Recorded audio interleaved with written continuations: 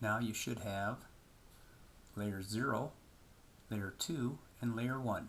Layer 2 looks like this.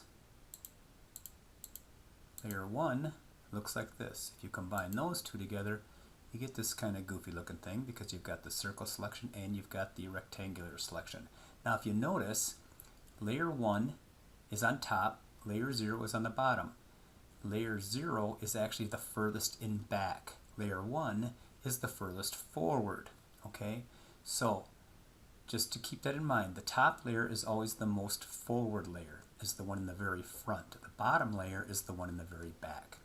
Now what I'm going to do is I'm going to have you turn off the visibility on those two layers, and I'd like you to activate again the back layer, the bottom layer, layer 0.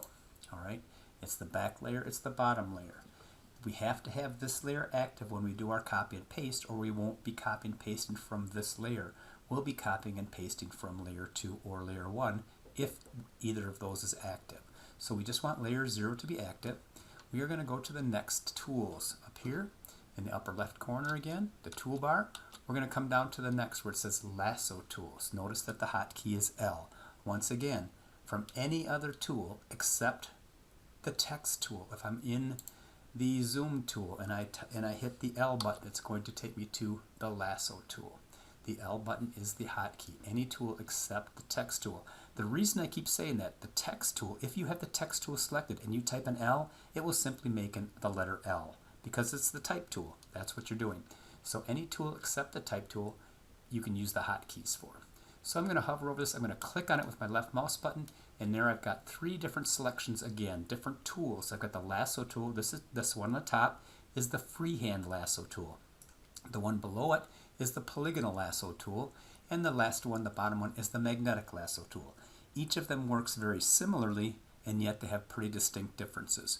We're going to start with the Lasso tool, the Freehand Lasso tool on the top. So I'm going to click the Lasso tool on the top, make sure that one's selected. Notice my cursor looks like a little lasso, and I've got a little triangular pointer. Now, this Freehand Lasso tool doesn't work really well if you need a very, very specific selection. If you need to just select very arbitrarily or just kind of, roughly, the Freehand Lasso tool works very, very well. But if we want to select just this butterfly as accurately as possible, the Freehand Lasso tool doesn't work very well. I'm going to show you. I'm going to simply click, and holding that mouse button down, you see now as I drag this, that's where my selection is. So if I drag it, if I just kind of drag randomly around here and let go, when I close the loop, when I connect the 2 points, it gives me this selection. I'm going to do Control D to deselect because that's not the selection I want. But just to give you an idea, you simply are going to hold down the mouse button and as best as you can freehand around this butterfly. It takes a lot of practice to get really good at this. I am not very good at freehanding. Alright, so I'm just going around this butterfly, and I want you to do the same once I cut you loose here. But you're going to go all the way around. Now, do you want to do the antennas? That's up to you. I personally don't think it's important for this particular exercise. There we go. I've got my selection.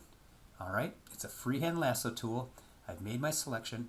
I make sure that, again, my background is selected. My background is active. And I'm going to simply copy, Control C, and paste, Control V. That gives me layer 3. So if I turn off my visibility on my background layer, you'll see that I have a pretty good selection of my butterfly, but it's not great. Okay? So now what I want you to do, and don't get frustrated. This is really something that a lot of students will get really frustrated and they try really hard to get it perfect. Don't worry about it. All I want you to do is try it. So don't take too much time, but just try to, with the Freehand Lasso tool, do the best job you can. If you get going, if you're going around like this and you kind of get way off or you kind of get goofed up, simply Control D and start over again. Alright, so once you do that, once you get it selected the way you want it, copy it and paste it, and you'll make your next layer.